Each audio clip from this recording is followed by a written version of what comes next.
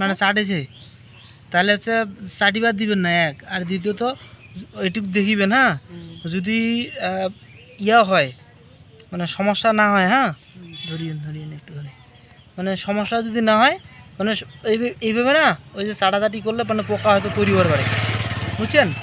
আর যদি সমস্যা দেখা দেয় তাহলে হচ্ছে ডাক্তারকে দেখে ইঞ্জেকশন দিয়ে নিয়েন, আর সমস্যা হবে না।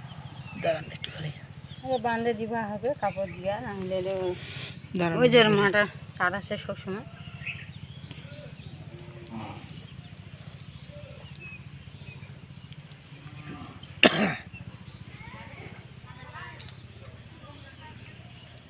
বাছুরটা আবার কয়দিন আছে? আজকাল দিয়া 13 দিন। 13 দিন। দুধ কি সেকেন্ড না সেকেন্ড এলো? একটু একটু করে ছেঁকে দিয়ে দেবো, না ছেঁকলে তো বসে যাবে, আর দুধ খায় না বেশি দেখা যায়, ও ওই জন্য ছেঁকে বেড়াবে।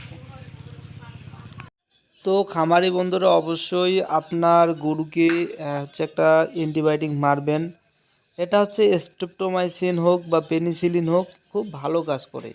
এর পাশাপাশি স্টাভেট মারবেন অ্যান্টিহিস্টামিন হিসেবে, খুব ভালো কাজ করে। ট্যাবলেট খাওয়ার দরকার নাই। এটা হচ্ছে 2 দিন বা হচ্ছে মানে 1 থেকে 2 দিন যদি ইঞ্জেকশন মারেন, আপনার হচ্ছে খুব ভালো মানে একটা রেজাল্ট আসবে। আর অবশ্যই বাছুরের যত্ন নেবেন, কারণ হচ্ছে বাছুরের রোগ প্রতিরোধ ক্ষমতা অনেক কম। মানে একটা বড় গরুর রোগ প্রতিরোধ ক্ষমতা যেমন থাকে, একটা বাছুরের তেমনটা থাকে না। তো রোগ প্রতিরোধ ক্ষমতা বাছুরের অনেক কম। তো তার জন্য যে কোনো সময় যে কোনো রোগ বাছুরকে দ্রুত অ্যাটাক করতে পারে।